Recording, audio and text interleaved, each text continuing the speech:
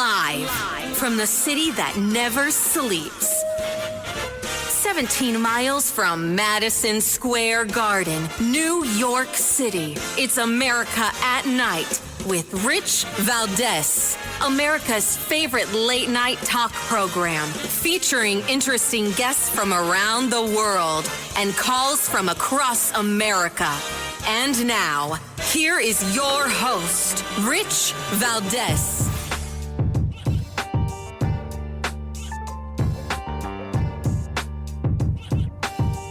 Hi there, good evening, and what's up, America? I am Rich Valdez, Valdez with an S, at Rich Valdez on all of the social media. Welcome to the Tuesday night edition of the program. Welcome back. Hope everyone had a blessed time off as we commemorated the life and legacy of those that gave everything in battle, of course, Memorial Day. And lots to discuss, lots to catch up on. There's a big poll that came out that I want to talk about. With a lot of differing views on Hispanic support for Trump. Of course, voters of Hispanic descent is what I'm referring to there. There's also plenty of other things to discuss. You've got the United States now dropping COVID vaccine recommendations for healthy children and for pregnant women. That is also a big deal. And I think this is an interesting thing because as time goes on, we're learning about more and more people that suffered, at the... I'm going to call it the hand of the COVID vaccine. And this, of course, is lamentable, but good to see that we're taking steps in the right direction. And as much as many of us would like to see, history rewritten, hit the rewind button, all of those things that are impossible, this is, I think, a good thing. I oftentimes get into arguments with my brethren, and I spent some time at the family farm this weekend with my brothers, and of course, we were, arguing about all sorts of things, their tinfoil hat conspiracies. And listen, I don't say that pejoratively, right? I don't believe many times what the left and the mainstream media will say as a conspiracy theory ends up being a reality, right? Because they're covering things up like Biden's healthy. Yeah, look at that. Or, the vaccines are very safe. All of that stuff. So that's not the angle I'm taking here. I'm not trying to disparage people that are, offended when they hear the label conspiracy theory. But I don't know how else to describe it, And, right now there's a lot of backlash coming from people on social media in particular. It's really the only place I see it, where people are upset with Kash Patel and Dan Bongino, the number one and number two guys at the FBI, saying that they're not doing what they said they were going to do. And I have to say, I take umbrage to that. I take exception to that. I don't remember Kash or Dan ever saying that when they go there, they're going to start locking people up. I remember them specifically saying, based on the information they had, hosting a podcast or hosting a radio show or writing a book, that they think it's their opinion that people should go to jail. And guess what? It's my opinion, too, that people should go to jail. But our opinion isn't what moves things, right? And when they're faced with all of the information and all of the facts and what's available to them, they have to make a decision on what they have. And I'm not going to begrudge either of those guys because they're making a choice based on, on the information that they have available. Should more information become available, you go for it. Listen, I'm not going to sit here and tell you I don't think that there have been people that have been, just short or nothing short of treasonous in our country. I think there are people that have actively worked against this country with other countries, whether we're at war with them or not, whether it maybe doesn't fit the legal definition to get that treason conviction or not. It definitely, may not fit the letter of the law, but it fits the spirit of the law. And I see that. I'm with you that these people should pay some sort of price.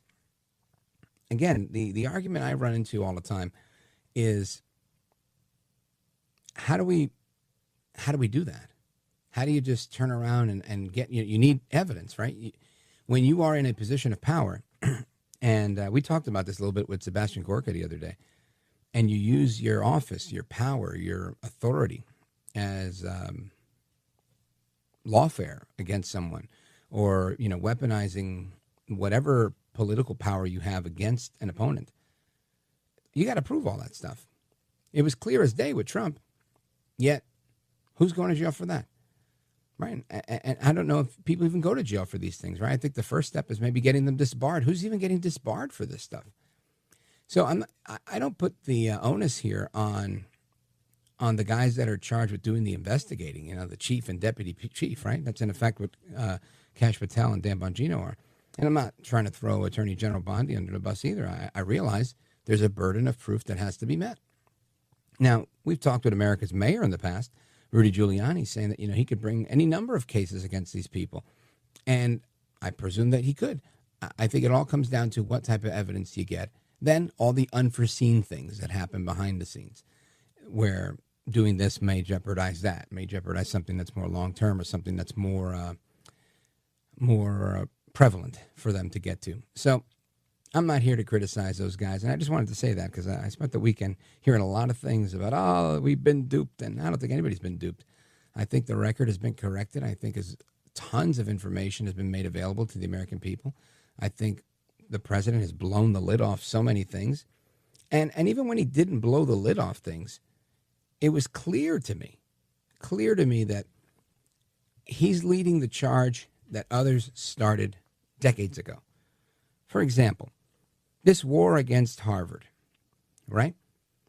Now, nobody could sit here and tell me that the great one, Mark Levin, has not railed against higher education, the left within higher education in any number of his books for decades, right? Literally 2 decades he's been on the air, and he's been talking about it since day one.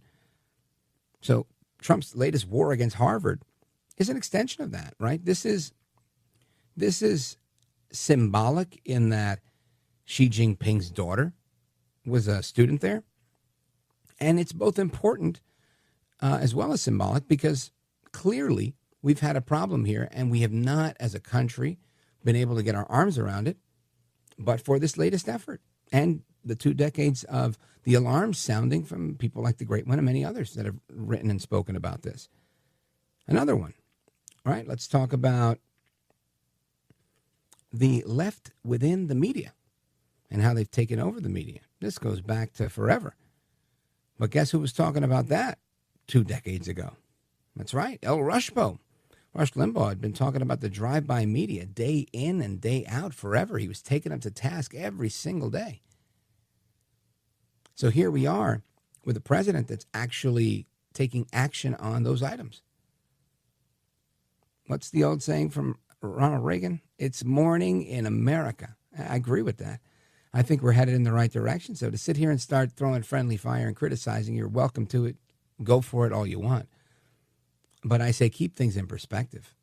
And let's not act like the needle's not moving. I think we're not tired of winning yet. Okay, I'll take that. I'll accept that we're not tired of winning yet. But nonetheless, we're winning. Now, I also want to talk about some of what's going on in the world of finance, because there's a lot of people that have differing opinions here, but I think we might be talking about distinctions without a difference. And what I'm talking about is our monetary system. A lot of people say, we got to go back on the gold standards. Others say, well, there's not enough gold to meet the supply of cash there is. Others say, well, they're suppressing the price of gold. I say, who's they that's doing the suppressing? Then the answer is usually, it's the banks, the central bankers. There's a lot of this, that, and the third going on. But Wall Street Journal put an article out a couple of days ago about how several big banks are in talks to develop an agreed-upon stablecoin. Now, I'm probably not the best person to discuss what a stablecoin is, but our next guest is.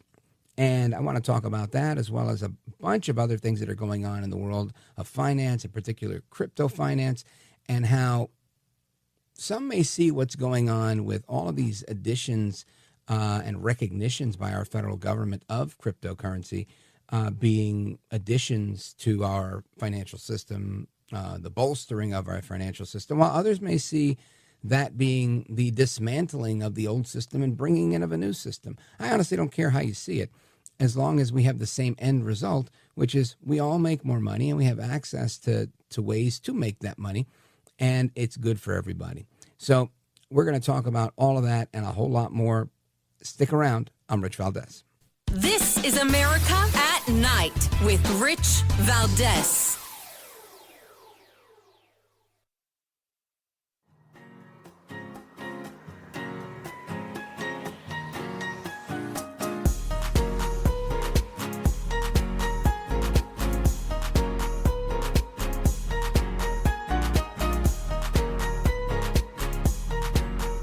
thank you, Rich, and thank you for everything. I know you very well, and I listen, but I have a lot of people that listen, and they love your show, and I appreciate it very much. America at Night with Rich Valdez. All right, amigos, welcome back. Rich Valdez keeping you company all night, or at least, for the next 3 hours. And our phone number is 833-4-VALDEZ if you want to chime in on the national conversation. Happy to chat with you. Now, I want to talk about the Genius Act. Of course, on Friday, it was the big news that went through. That's an acronym for Guiding and Establishing National Innovation for U.S. Stablecoins Act. And that has passed the Senate. The Senate voted 66-32 to advance the bill, which establishes a federal regulatory framework for payment stablecoins. Now, there's been a lot of support for this. There was a little bit of, detraction. You had 16 Democrats voting for it, while others probably not understanding it and voting against it just because Republicans are voting for it. But ultimately, what the Genius Act is trying to do is establish a federal, set of rules, requirements and consumer protections so that you can't use this stablecoin to money launder or anything like that. Now, what's interesting here, in my opinion, is what this whole stable coin is, right? And I think it's important that we don't lose sight of that, because very important. Eventually, we're going to need some cryptocurrency that the country will use, right? And it would eventually be, as I understand it, something that's just pegged to the U.S. dollar.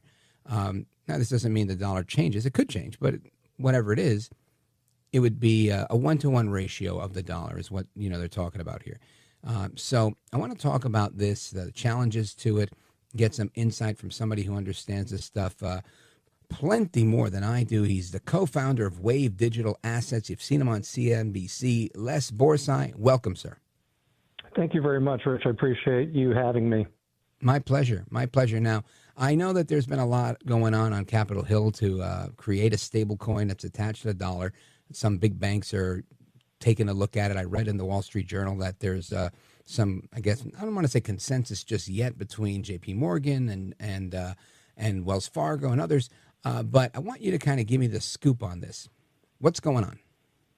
Well, look, I think, with this new administration coming in, we've seen them move at breakneck speeds. To give you a little perspective, I've been into digital currencies since 2013. More has happened, with this administration in the way they're focusing not just on innovation through regulation, which is the thing guys in the industry have been waiting for a long time. But, the stablecoin, bill in particular, it's going to create a framework, as you were mentioning, where we can actually see. You always hear these things about, it's going to replace the dollar, and it's not. What it's going to do is it's going to continue the path that stables have already been on. And to just give you perspective, stable coins like USDC and Tether, they're already, trading 67 billion in a 24-hour period, or 10 billion in a 24-hour period, with market caps of $152 billion. So, these are big instruments already. Just to clarify for the audience. So people are using these of their own will, their own volition. It's not something the government's saying, this is the one that we've chosen. And that's why we're looking at this legislation, so that we do have an official, I'm going to call it U.S. stablecoin, right? Well, we don't have an official U.S. stablecoin. Yet. World Liberty did just launch a stablecoin, and it already has a $2 billion market cap and is trading about $400 million a day.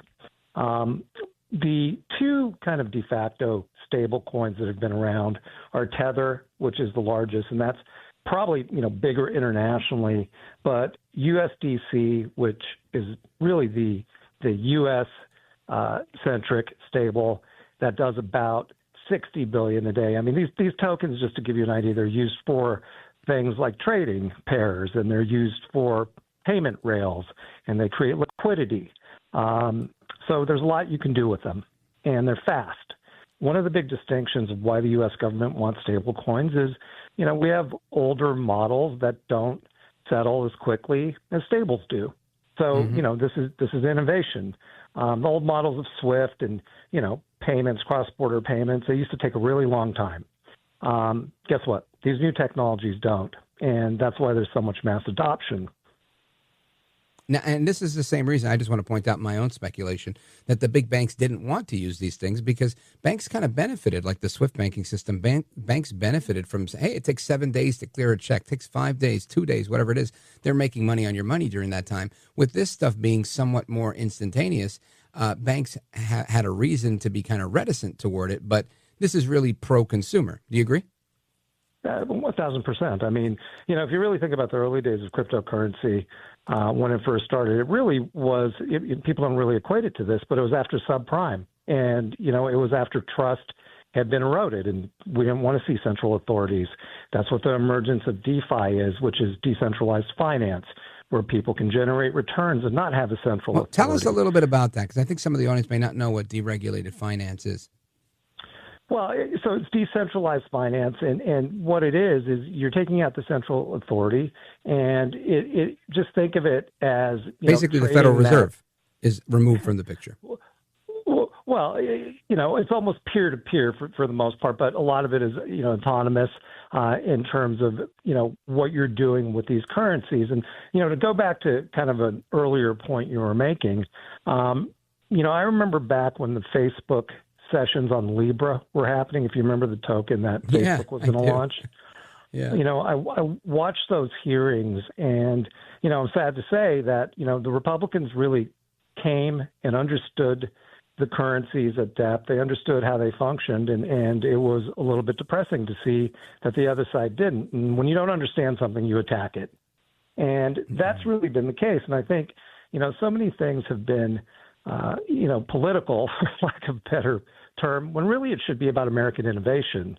Yeah. And I think, again, what this president has done with the way the administration has reimagined, even the way the SEC functions right now, it's going to bring innovation back to this country. And that's one of the biggest concerns, where some of the systems that we had in innovation being driven out of this country was incredibly problematic. We're not going to see that now. We're also at a Bitcoin high of $110,000 today. So everything this administration is doing is impacting cryptocurrency. Outstanding. Les Borsai, stick with me. I want to continue this conversation. I think a lot of people are very intrigued by it because it's such an emerging topic. And with all the news coming out of this stuff, I want to really get the scoop from you. Plus, I know you're on the ground at the Crypto Summit in Las Vegas, and you've got a lot to talk about with that. So, folks, we're kind of come right back with Les Borsai, co-founder of Wave Digital Assets. We're talking about the Genius Act that just made its way through the Senate about the development of a U.S. stablecoin that the United States is going to choose, and what the future of digital currency looks like in the United States. I think it's going to be a really good thing. So keep it locked right here. We're coming right back with Les Borsai, co-founder of Wave Digital Assets, and me, Rich Valdez. Don't go anywhere.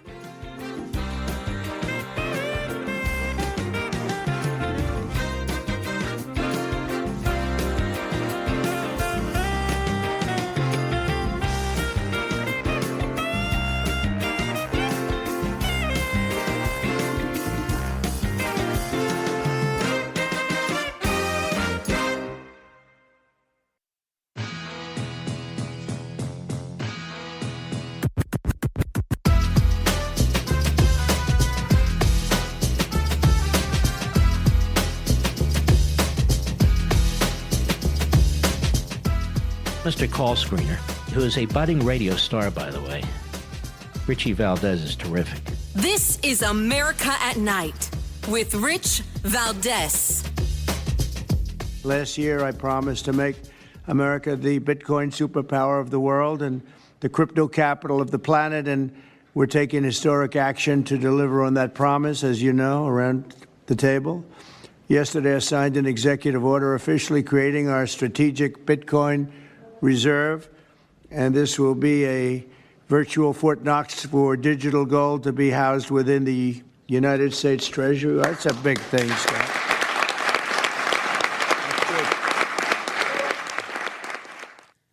That, of course, is President Trump, and that clip is from the White House Crypto Summit that happened in March, right? It was March 6th. And this is just, I don't know, a month and a half, 2 months ago. And here we are with Senator Bill Hagerty announcing the passage of the Stablecoin Act. And I think this is really good news because we're moving, as our guest just said, at breakneck speeds. I want to bring him back in to continue this conversation about the future of Bitcoin and the future of what cryptocurrency looks like in our country. Les Borsai, co-founder of Wave Digital Assets. When you hear the president talk about this stuff and what you're seeing going on, what's the vibe like in events that you're attending, like the Crypto Summit in Vegas and everything else you're doing? Yeah, and I was fortunate to actually be in Washington for some of those events as well. Well, I can tell you this. When I started in cryptocurrency, it was a very different field. Today I landed in Las Vegas and I looked to the left and Air Force Two was there. That's a very different day to see the support and so many folks from the federal government are here. And you're just not going to see that with another administration. And when he talks about the digital reserve, again, these are really thoughtful steps that are being taken to take this asset and, stockpile it or put it into a reserve and allow it to appreciate. And I think David Sachs actually said at one point, he was pretty upset that the U.S. Marshal Service had sold Bitcoin for $370 million when today it would have been worth $17 billion. So we're just in a very, very different place. And, when you look at the traditional finance markets and, what the value of those markets as a whole, this is just the tip of the iceberg. And, these innovations are going to open up markets, as with stablecoins. A lot of the fear around what it's going to do to the dollar, what it's going to do to the dollar is it's going to, have influence in other countries. It's going to, everything that a stable coin is backed by USD or treasury bills. So we're going to see a lot happen, that's good for the U.S. dollar because of stable coins. Yeah, and I tend to agree with this, but it's whenever I talk about it, typically offline with people at, wherever I'm at, a lot of people, typically people older than me, they just go, I'm more traditional. I like to stick with precious metals. I like to stick with the stock market. And my thinking is that's all good. You should be diversified and all. But gold and the stock market are not the future of that at least that President Trump's talking about and what I see the financial markets doing.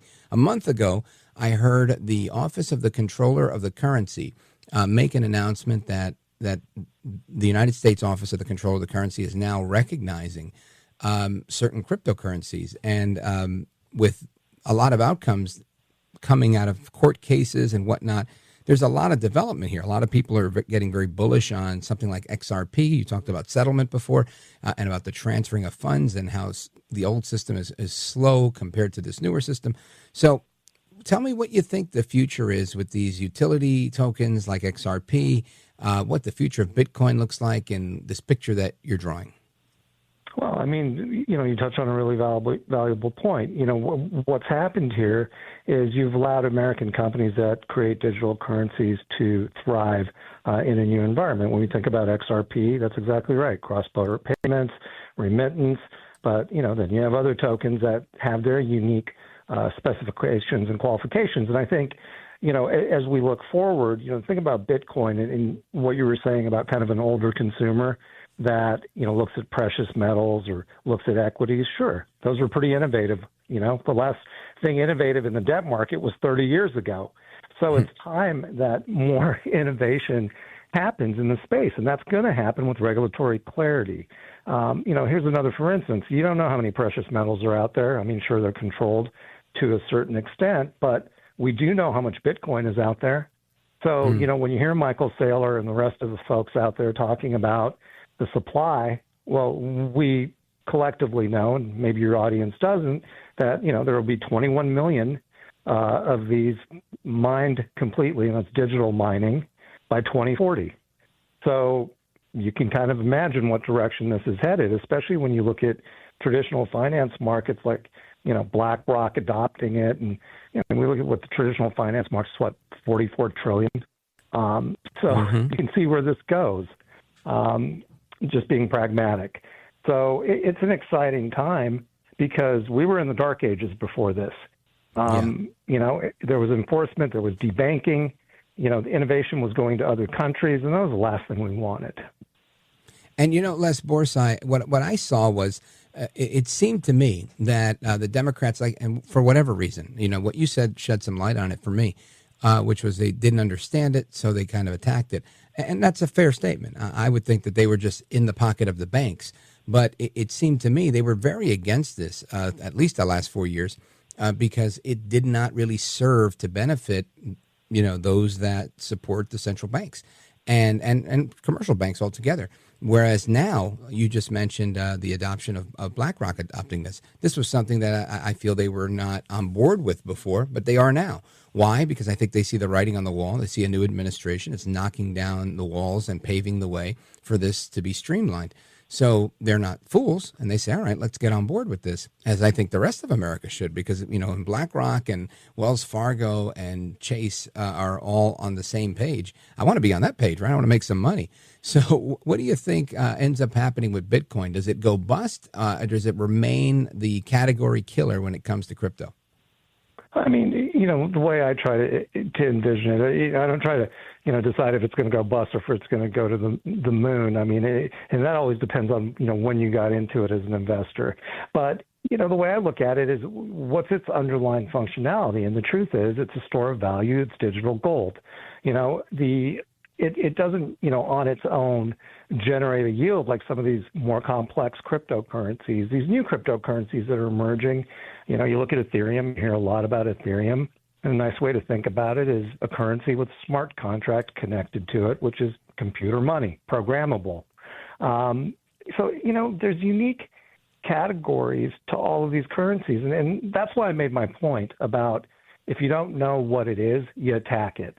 There's 10,000 alternative currencies at least, and they all have their unique characteristics. There's no way that, I hate to say it, politicians or government, unless they're spending every day looking at this stuff the way we do, they're going to know the nuances about it and what makes them different, what makes them special, what's real. It's almost like investing in any equity.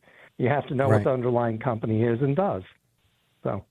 Well, that is a perfect segue to my next question, which is if, we're talking about this world of decentralized finance, but if we go back to the world of traditional finance and we look at how things currently operate, there's a big opportunity, I think, for people to make money if they pay attention, right? And I'm just looking at whatever. People get kidnapped. People get their computer systems taken ransom. They're typically always asking for Bitcoin, right? They're not asking for bars of gold or uncut diamonds or cash, right? They're asking for Bitcoin. And the reason being, it's the easiest way to move money around, it seems to me. But you've got other folks, like we talked about, with these other currencies that have different functions, saying that Bitcoin is just too slow in being able to be moved around. Where do you weigh in on that? I mean, look, it's all going to get faster. And I always equate that to when I was a kid playing video games. The first iterations of video games were always incredibly slow until they'd been around for a while. And then they got really fast. And we're seeing that with a lot of the alternative currencies. And again, the thing you hear a lot, too, about digital currencies is it's always kind of connected to this dark web crime, kidnapping, and stealing the wallet. So were bearer bonds at one point. So was cash. And the truth is, there's track and trace companies out there that have been tracking the movements of digital currencies, and that's something that's also in the stablecoin bill. The protections of being able to track currencies and where they're being utilized and what countries they're going to. So I mean, what the government is really doing is taking the technology that has been built and using those guardrails through regulatory process to make the consumer safer, the thing that government's supposed to do. And that's when innovation will start to flourish. So, what I make of it is it'll speed up and has since I started. Outstanding. And Well, my hope is that it will, because, I'd like to see how this totally ends up. Les, I'd love to continue the conversation, but I got to pause right here. Let everybody know how they can learn more about the work that you're doing and everything that's going on with Wave Digital Assets.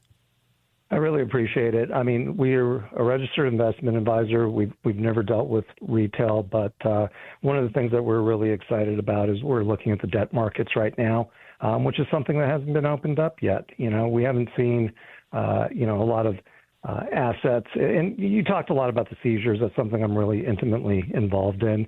I'd love to see those seizures, be used for underlying collateral so people get issued debt on top of it through those different states. That's something that we've been working on for a while. So you'll hear more about it. Yeah, I'm looking forward to that because I think that in effect turns people into like their own bank in many ways. And that's a beautiful thing where you can make money on your money. Well, exactly. And that's it. I'll close with the stablecoin point. We're going to see stablecoins, that share in the returns of T-bills.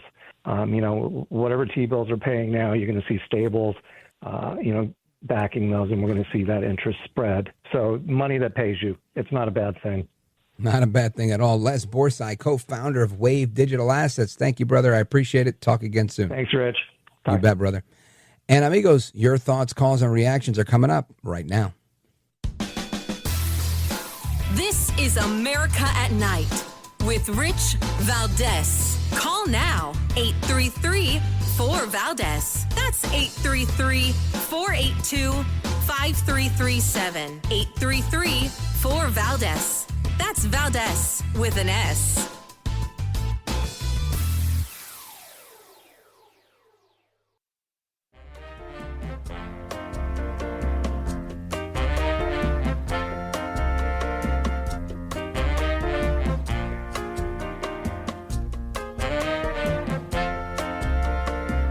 Call now, 833-4-VALDEZ. That's 833-482-5337. 833-4-VALDEZ. That's Valdez with an S. All right, amigos, welcome back. Rich Valdez, happy to be with you live this Tuesday evening, 833-482-5337, 833-4-VALDEZ. And there's so many things I want to get into because I was, I knew I was going to be off Monday, and I was like, man, I got to write this down so I talk about this. But I want to start off with, I think this was yesterday. Might have been Memorial Day, might have been Sunday. The president of South Africa, President Ramaphosa, doubling down here. In effect, he says that yelling, kill the Boer, kill the white farmer, is nothing more than freedom of expression in South Africa, according to their courts. Check this out. And when it comes to the issues of arresting anyone for any slogan, that is a sovereign issue. It's not a matter where we need to be instructed by anyone that go and arrest this one. We are a very proud sovereign country that has its own laws, that has its own processes, and we take into account what the Constitutional Court also decided when it said that, that slogan, kill the Boer, kill the farmer, is a liberation chant and slogan, and it's not meant to...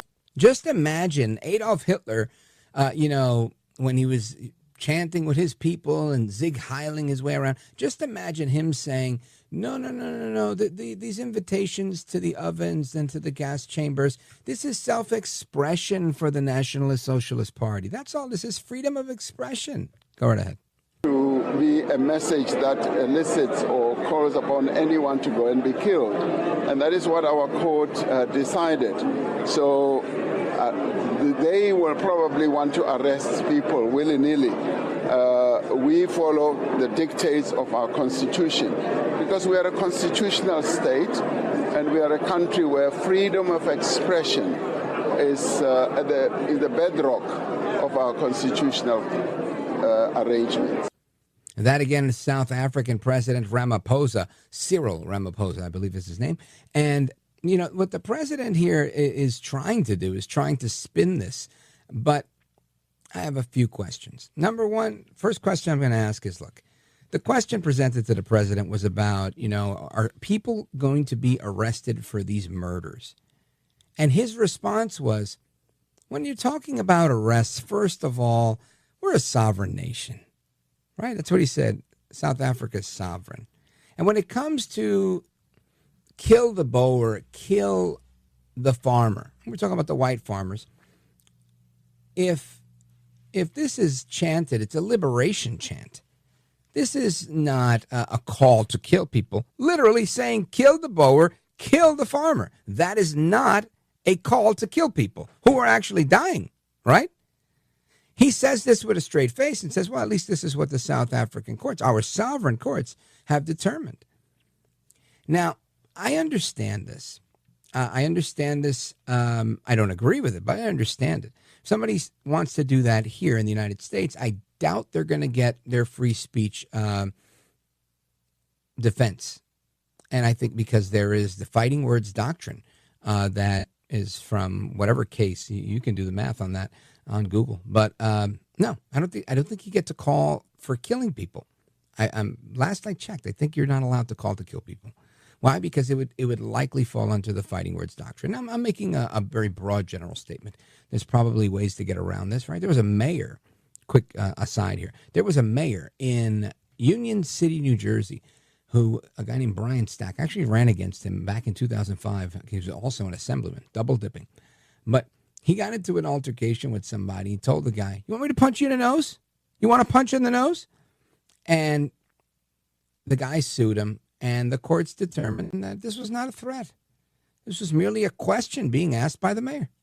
Do you want to punch in the nose? You want to get punched in the nose? Question mark.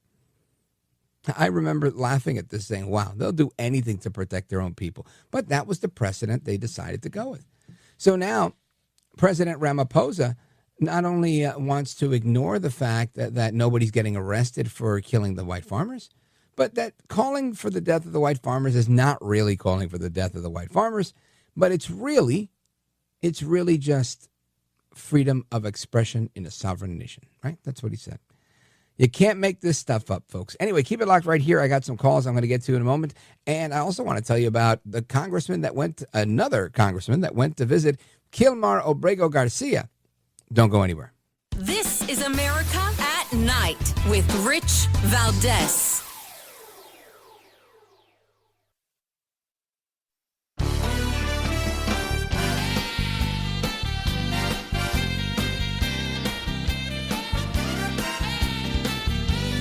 All right, amigos, welcome back. Let's go to the phones. Let's go to Lanham, Maryland, WMAL. Check in with John. I understand you saw a documentary about a woman who went to South Africa and spoke with these farmers. Tell us more. Yes, she was from Australia, and she went to because she had heard these stories about the white farmers being murdered, and what happened? It's a lot more involved than I have time to get into because of she interviewed. Well, what's the bottom line? Did she die? Wanted to remain in, hello?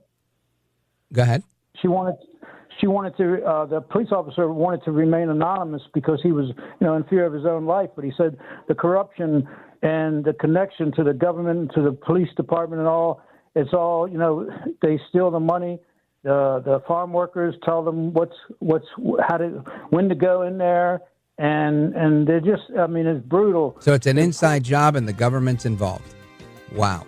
John, thanks for the call, brother. The music means we got to go. I appreciate it. Shout out to everybody in Idaho and Florida who's on hold. Of course, in some parts of the country, you're going to get me for another hour, another 2. In some parts of the country, this is the end of the road for you. So for those of you who aren't going to be with me in the next hour, hasta la próxima. Take care, good night, and God bless you. Everybody else, I'm coming right back. Stay on hold. We got plenty to discuss. I'm Rich Valdez.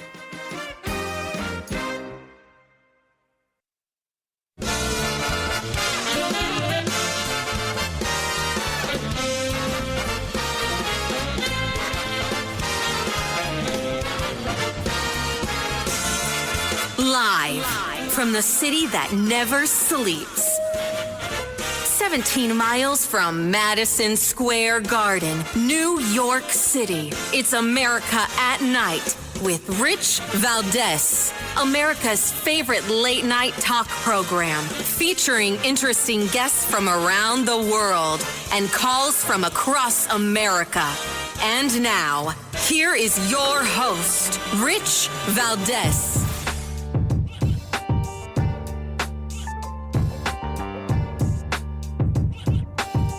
Hi there, good evening, and what's up, America? I am Rich Valdez, Valdez with an S, at Rich Valdez on all of the social media. Your liberty-loving Latino amigo, happy to be here with you this Tuesday night, 7 minutes past the top of the hour. Our phone number is 833-482-5337, 833-4-VALDEZ. Truly blessed to be here with you guys. I hope you had a restful and commemorative I was going to say Labor Day, Memorial Day. And I want to talk about a bunch of things. I mean, there's been so many developments in the back and forth with the lawsuits between the White House and Harvard.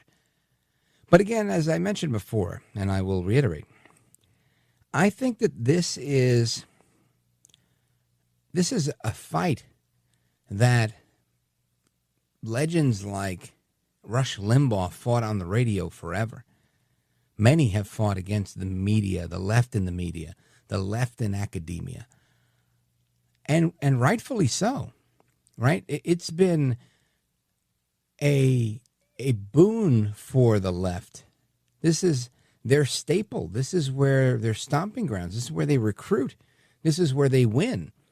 You get so many people that come from a culture that is, I'll talk about Hispanics for a second, right? I happen to be one of those. I'm an American of Hispanic heritage. My parents were born in Puerto Rico and came to New York City, and I was born in New York City. And I can tell you this. It's, machismo is a thing that's not frowned upon in the Hispanic culture.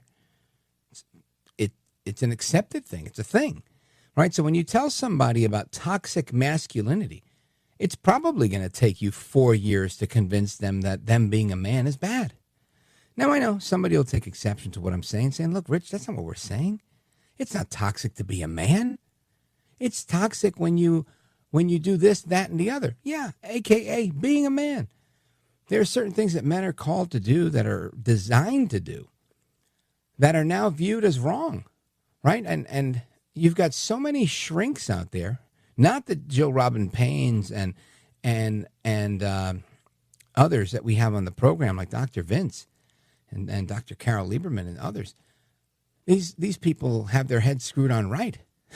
But there are so many in the people helping profession that are counseling women. Yes, you should get divorced. Yes, you should go away. It's feminism run amok. And sadly, this is where people are. So you've got men that are kind of giving up and abdicating their responsibility and their role, and women that are taking on the role of men because they'll quickly say that men aren't rising to the challenge. And maybe both are right in some situations, right about the other, right? Not right in doing what they're doing. And I bring all of that up to say we're fighting culture wars on so many levels, right? Against the left within our culture. The attack on men, the attack on women, traditional women. We're fighting against the left in our media, newsrooms all over America, colleges, J schools that are cranking out liberals left and right. We're fighting against the liberals in academia that you'll send somebody there, even a rather Christian conservative, right? And I mean that in the loosest sense, honestly, right? They might be Catholic, they might be Protestant, they might be whatever, but typically came from a family of God-fearing people that were largely focused on family values. And I'm talking, again, about Hispanics. And I say that to say, you put them in college for 4 years, and they start believing things like Latinx and all these other things that they're saying. And I bring that up because when you finally get a president or someone in the media, right? Because I think President Trump is more than a president. I think in many ways, President Trump has become the spokesperson for the forgotten man, for the forgotten woman, for voices that can't be heard. And it may sound cliche, maybe even melodramatic, but that's not my intention, right? What talk radio once was, right? This is the reason people like talk radio and would listen to a show like mine and others for, 2 and 3 hours a day. The reason people do that is because part of it is they're learning something new. The other part of it is they're getting entertained and they're getting, this information. But another part of it is they're able to hear ideas develop that mirror theirs in many ways, right? People say, oh my gosh, when I meet people, they tell me, I love that you're saying what I was thinking. And I don't know what you're thinking. I'm just telling you what I'm thinking. and the bottom line here is I think President Trump is that person. He is America's first talk radio or talk show host president. Donaldus Magnus, El Trumpito, Donald J. Trump, the 45th and 47th president of these United States. And I say that because he's been able to do what we do in talk radio from the White House.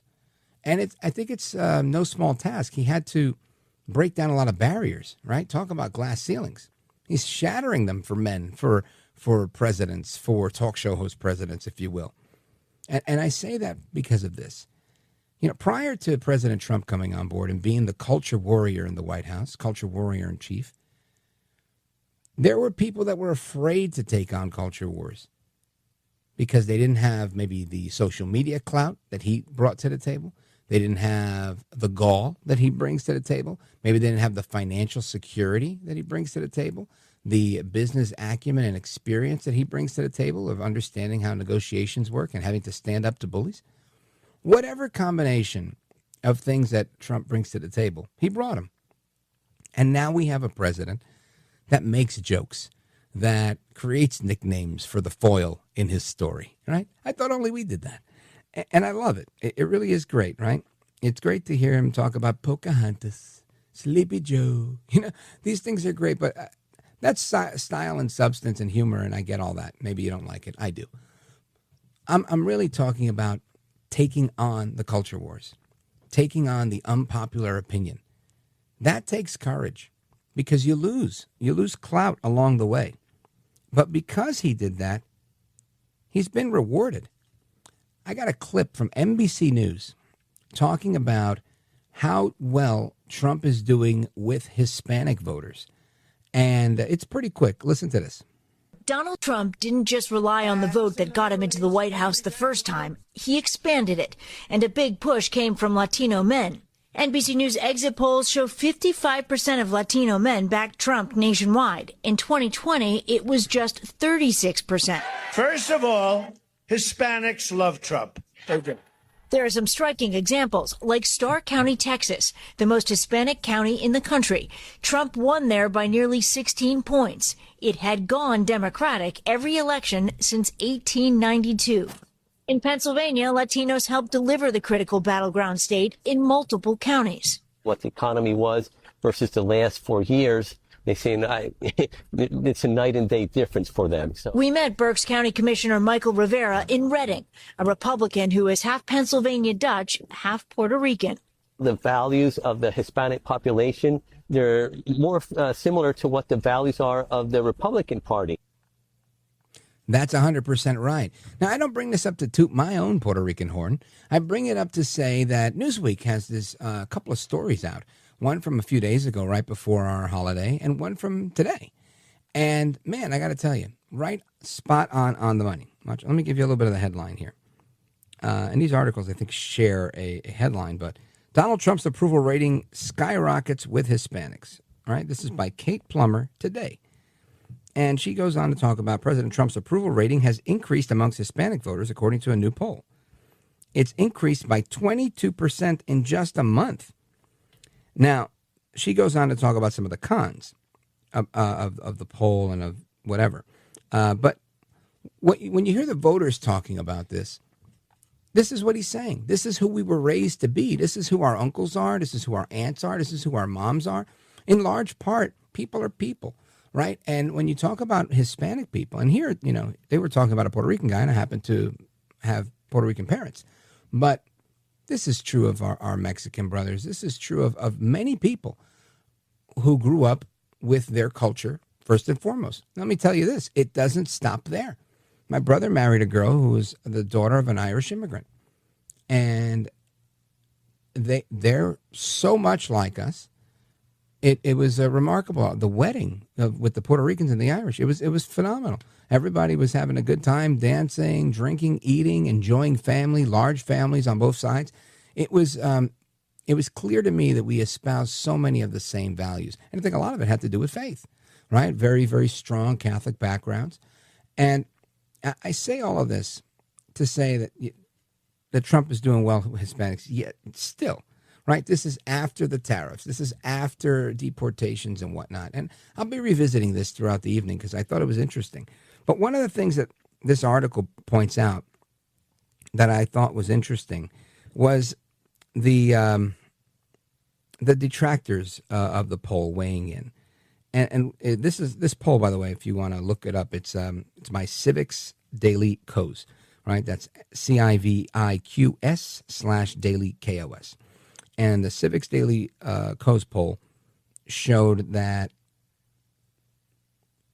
Trump is at 57% approval amongst Hispanic voters. That's up from 42% in April, right? And this is fascinating to me because if you listen to CNN, if you listen to MSNBC, they're all telling you that everything is going to hell in a handbasket, that this is the end of the road for Trump, that he's underwater on his numbers. Yet he won with 70% of the Hispanic vote, 69%. Again, why is this important? Because the media will have you believe that deporting Hispanics, in large part that seems to be who seems to be getting deported, would make Trump unpopular with Hispanics. Meanwhile, this is exactly why. This is not the minority. This is the majority of voting Hispanics that support Trump. Why is that important? I think it's important because we can't listen to to borrow a term from El Rushbo, the drive-by media anymore. When they tell you stuff, you just got to scratch your head and question and say, hold on a second. There's no way this can be true. And you know why? Because listen to the experts they cite in this article. And I'll make this quick. But there's a section here in the Newsweek piece that says what people are saying. Mark Shanahan, an American politics expert who teaches at the University of Surrey in the UK. Now, hold on a second. This guy is British, and he's the American politics expert? No wonder they have this information wrong way. But he says, we're in a period of yo-yo polling, and this reflects the president's current yo-yo policies. Which one of Trump's policies are yo-yo? This is, again, the left within the media trying to shape public opinion. And Hispanics are smarter than it. You're smarter than it. I think all Americans are smarter than it. And I'm glad to see that we're finally calling these people out and giving them the polls that they need to get, accurate ones. Don't go anywhere. This is America at Night with Rich Valdez.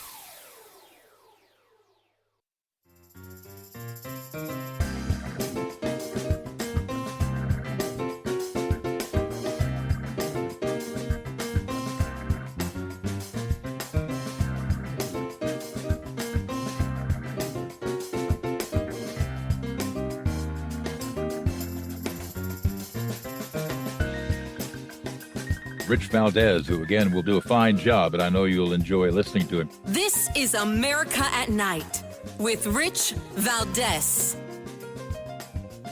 All right, amigos, welcome back, familia. We continue our late night national town hall conversation. Of course, you all, the American people, welcome the call.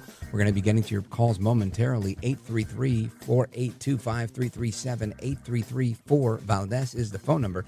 And I want to talk about something that when I saw this story, I thought to myself, man, this is somewhat reminiscent of a modern day Job story, like the book of Job from the Bible. And I thought, man, this is both inspiring and really, really scary. And it's an amazing story, and it's not my story to tell. But from this story comes a very pioneering mental health practice. So more people getting help. Come a book called Pain and Purpose, My Journey to Mental Strength, as well as a documentary that we're going to talk about in a little bit at the bottom of the hour. But I want to get into this book, Pain and Purpose, My Journey to Mental Strength. And it's written by Dr. Cristi Bundukamara. And she is a psychiatric nurse practitioner that has a doctorate degree in healthcare education. And Dr. B, as we're going to affectionately call her, has a story of some very serious, deep losses in her life, and is going to tell us not only about her experience in grieving those losses, but what life looks like beyond the loss. Dr. Cristi Bundukamara, welcome. Thank you so much, and thank you for the reference to Job. And I actually will come back to that because I think it's an important reference. Sure. If you don't mind, I'd like to just tell the story a little bit. And, yeah, I'd love that. So I am a psychiatric nurse practitioner. I've been one for 25 years. That means I, write prescriptions, do counseling, help people. But when I was going through my own tragedy, I lost my first son in 2005 in a drowning accident. This was after adopting 5 children and having 2 biological. And this was one of my adopted children. And I only say that because his sisters, his biological sisters, really began to rebel in their teen years. Every mother's worst nightmare as far as what they were doing and the choices that they were making. But in the midst of that, my son Reggie started having catastrophic epilepsy, seizures that no doctor could stop. We were constantly, we were traveling around the world. We even, I was living in Florida. We went to NYU to the best seizure specialist in the world, and no one could stop my son's seizures. We even turned to alternative medicine and, prayer and fasting and all of these things, and nothing was working. And in that moment of trying to raise 6 kids, one very sick, is when I started using what I now call the mentally strong method on myself, because I learned that there was some gaps in mental health treatment and even in self-development type treatments. It's like, if you just think positive, if you work through your trauma, but what happens when you're in the overwhelm of real life and life just keeps beating you up? And so at that moment, it was just survival. And I now teach that method.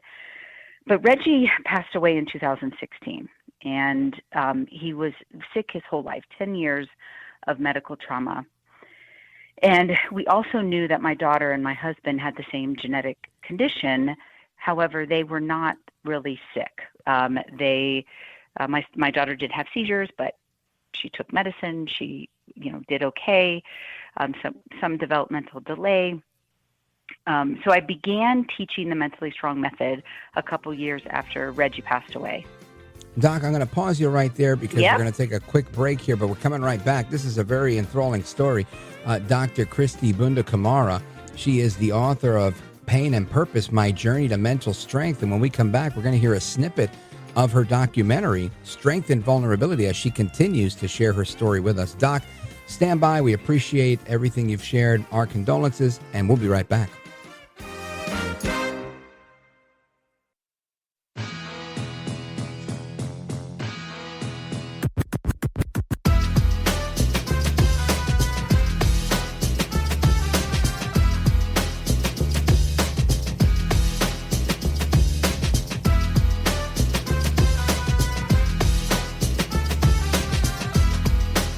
So glad to be on your show, Rich. It's just an amazing broadcast that I hope the rest of America listens to every day. America at Night with Rich Valdez. Addressing grief is very difficult because you are afraid that you will never get out of it again. Yep, that's Reggie and Daddy. Say hi, Daddy. It was always an emergency. Even one time during a seizure, his femur snapped in half. As a nurse, I missed the signs of death. My biggest fear actually happened. That is Dr. Cristi Bundukamara. and she is a psychiatric nurse practitioner that has a doctorate degree in healthcare education. And let me tell you, this is no joke when she says her worst fear had happened. She lost, due to a genetic disorder, her son, her daughter, and her husband. And this is just a riveting story that, like I said earlier, reminiscent to the Job story in many ways. And one that just I found to be very, very moving. And we're going to come right back to Dr. Cristi Bundukamara. Doc, picking up where you left off, you discovered that it was not as easy as the textbooks told you to move on past this grief. Well, and we teach about this 5 stages of grief, and that's the first thing I tell people to throw out the window. It is not 5 stages. It is, losing someone that close, a child, a spouse, a sibling, a parent. It does change you forever, but it doesn't have to ruin your life.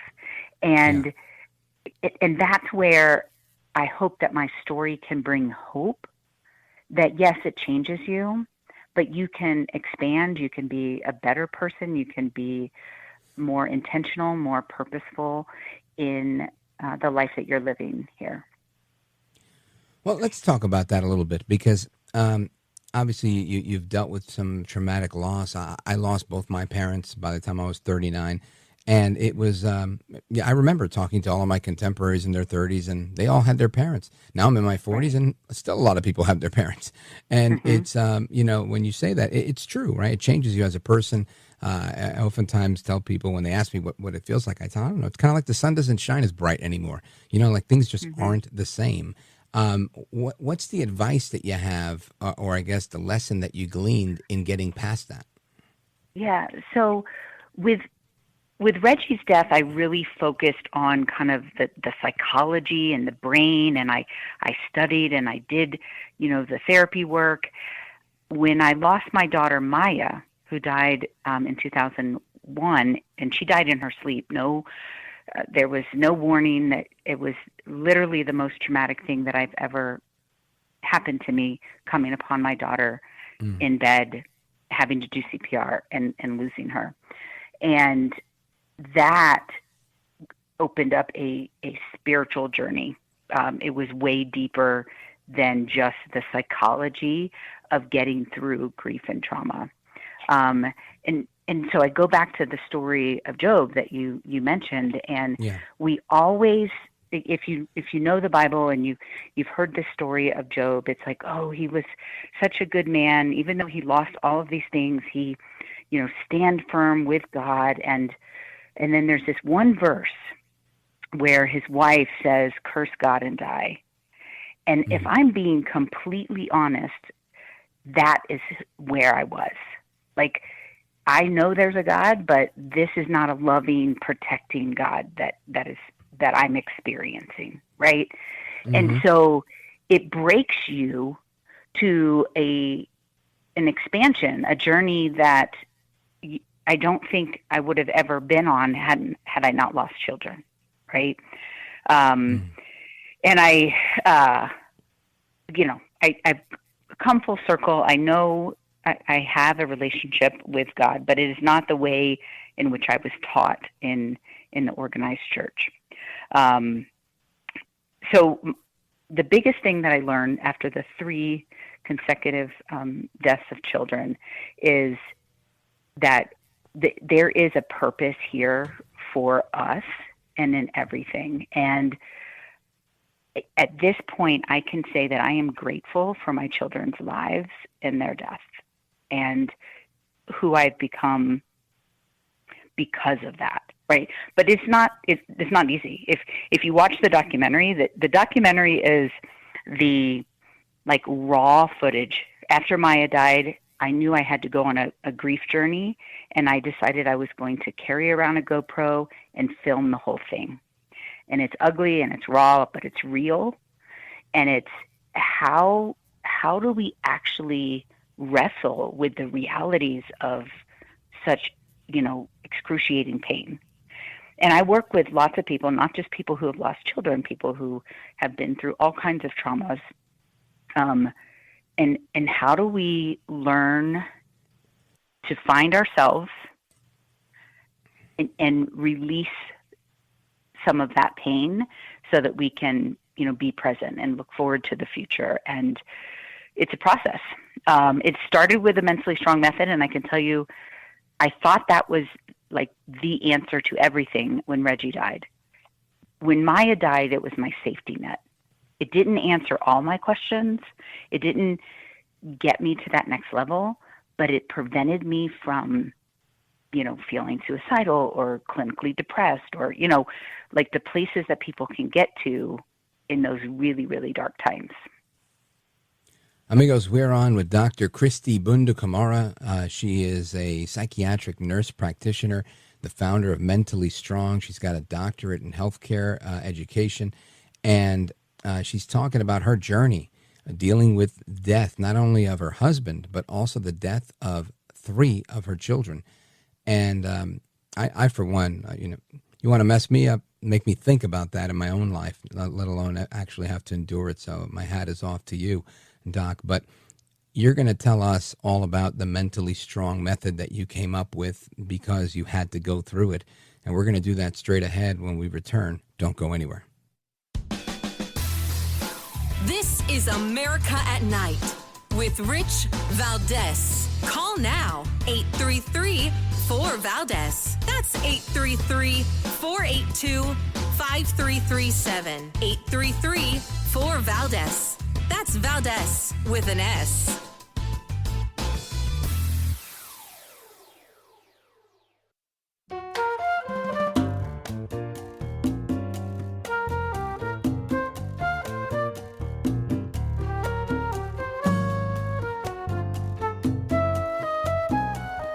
I just have to thank you for doing what you do every night and opening up that mic and hearing from Americans, letting them express their opinions, and really giving people a voice. So God bless you for what you're doing, my friend. America at Night with Rich Valdez. One of the things that I hear often is your pain will pass, your circumstances will pass, just keep moving forward. And I don't think that's true of the grief that I'm experiencing. What are you doing, Maya? So when there's something that will not pass, how do you learn to live with it? I love you, baby. It's okay. Oh my gosh, look at him. Look at Richie holding on to the dolphins. I'm learning tools to manage the pain, to decrease its intensity, take care of myself, both mentally and spiritually and emotionally, so that those grief relapse days will be less.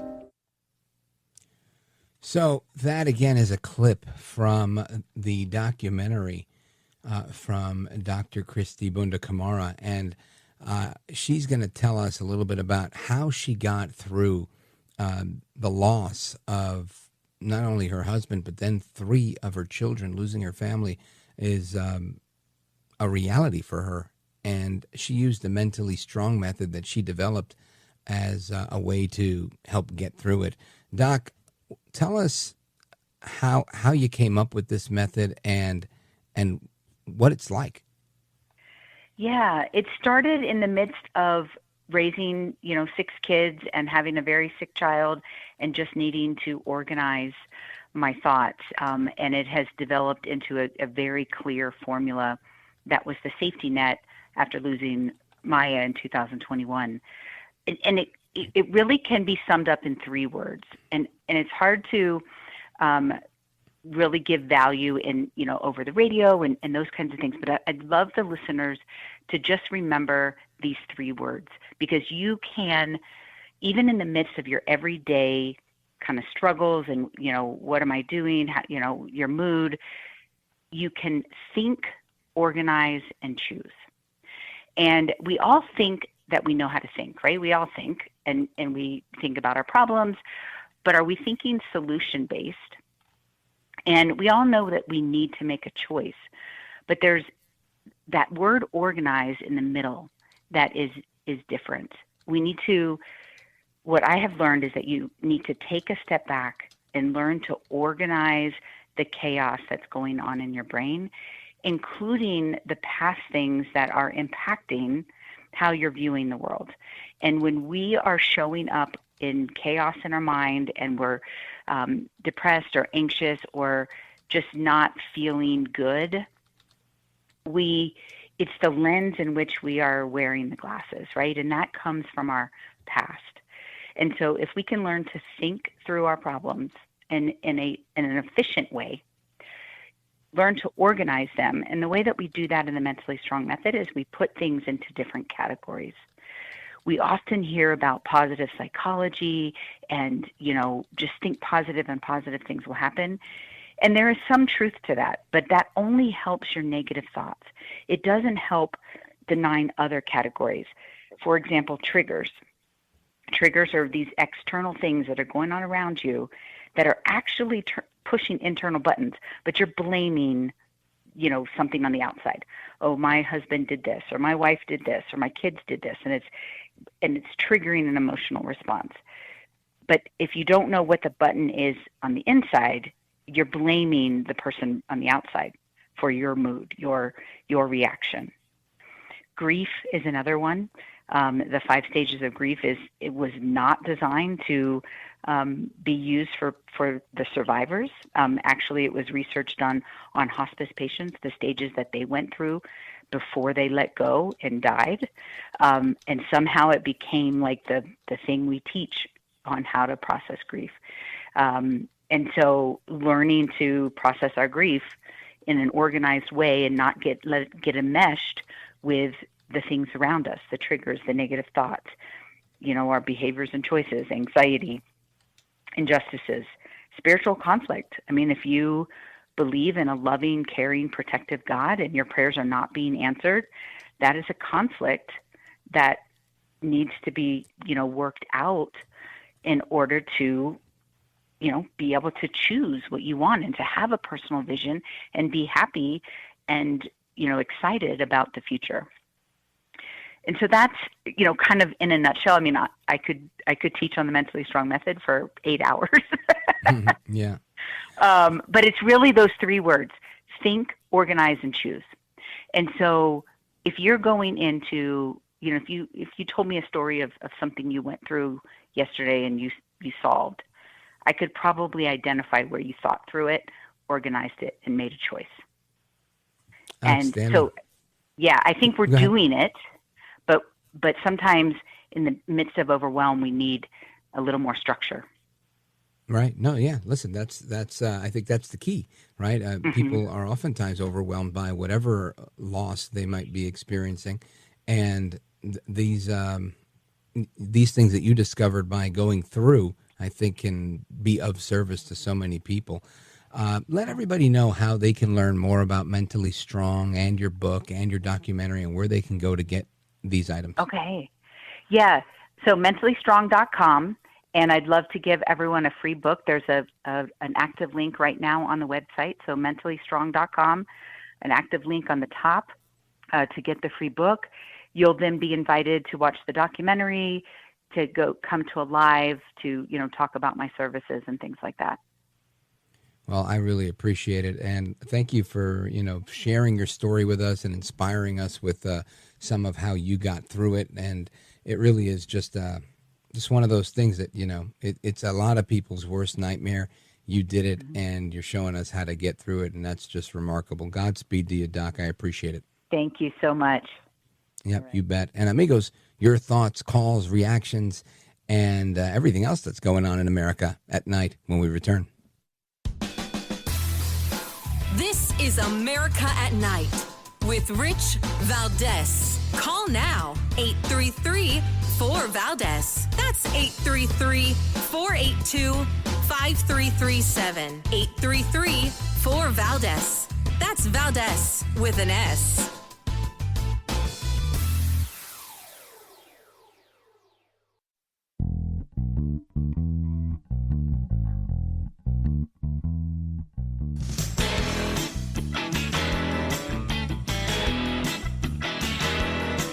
This is America. This is Night.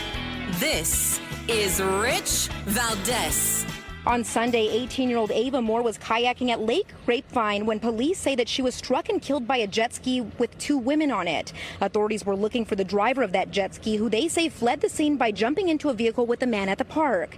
We do know that police have Daikerlin Alejandra Gonzalez in custody, the suspect that they believe is tied to the death of Moore. I spoke to Ava's basketball coach at the Air Force Prep Academy and also one of her teammates.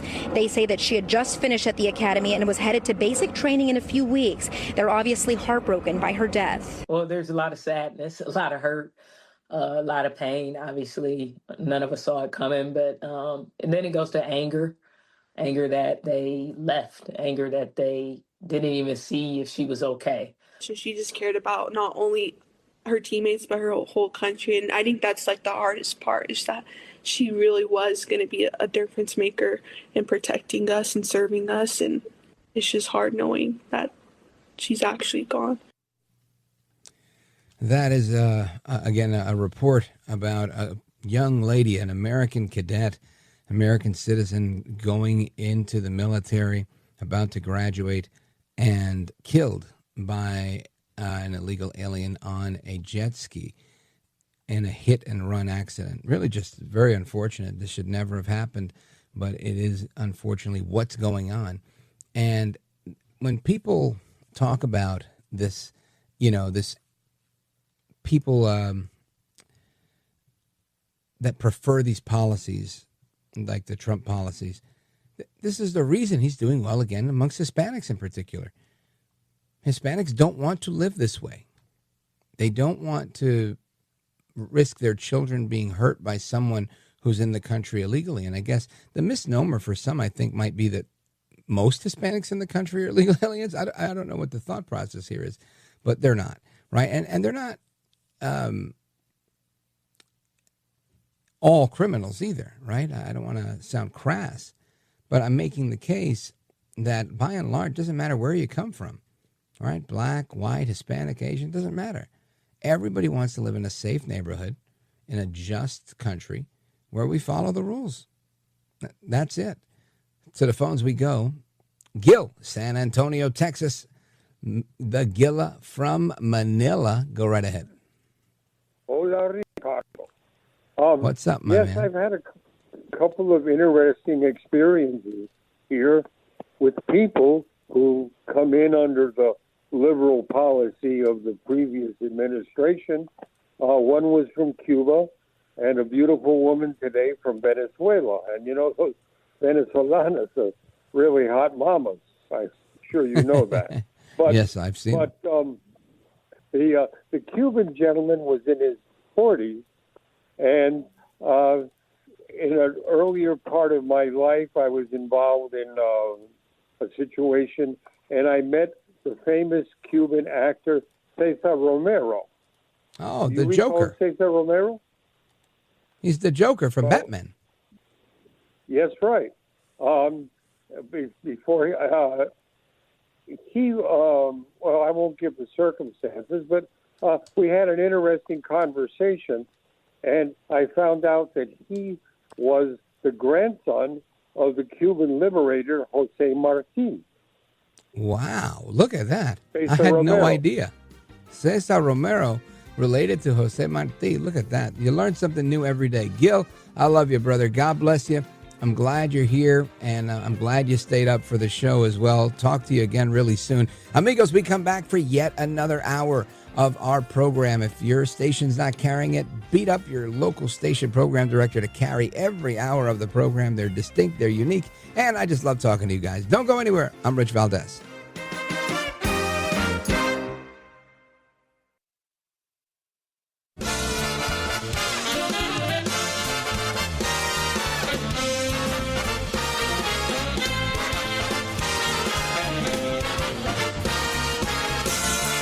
Live from the city that never sleeps. 17 miles from Madison Square Garden, New York City. It's America at Night with Rich Valdez. America's favorite late-night talk program, featuring interesting guests from around the world and calls from across America. And now, Here is your host, Rich Valdez.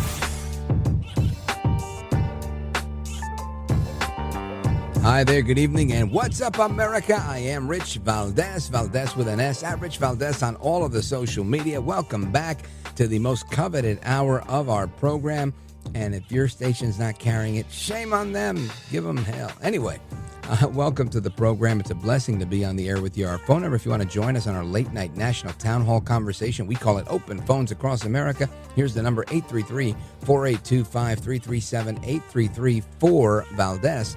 And the culture wars continue in America, plenty going on, but not just culture wars. You've got actual change coming out of Washington, D.C.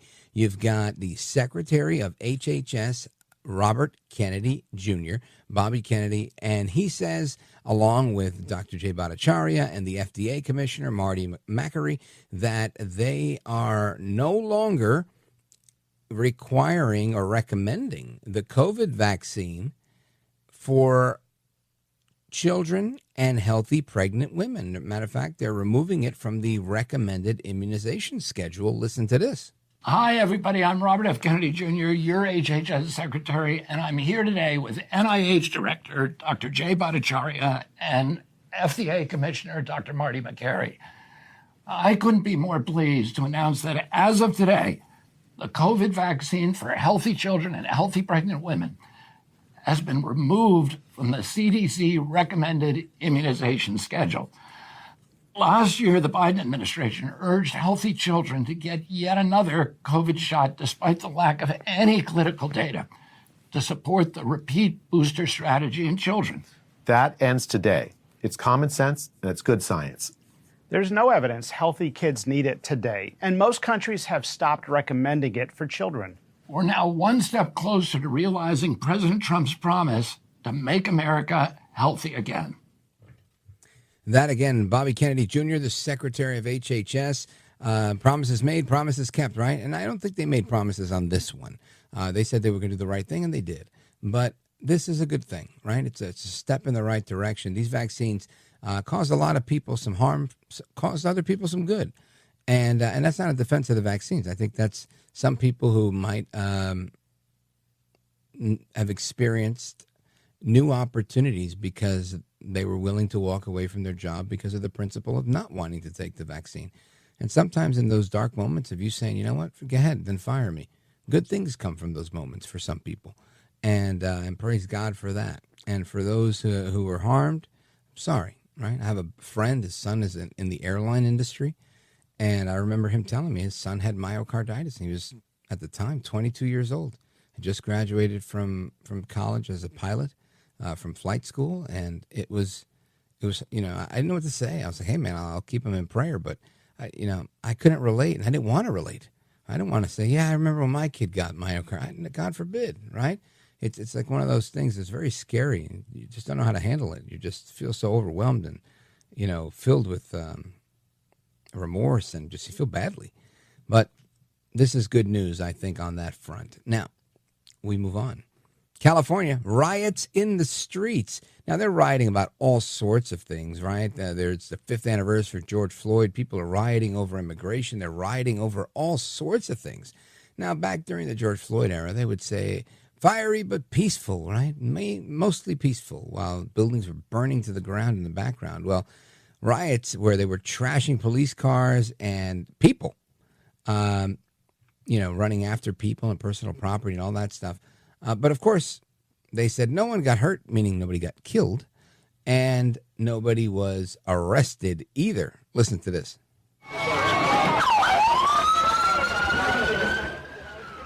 Roughly 50 people vandalized property, including Metro trains, early yesterday morning. LAPD officers were lined up in riot gear, fired rubber bullets after multiple warnings to clear this area. No one was hurt, but several businesses and Metro trains were damaged. There were no arrests. There were no arrests.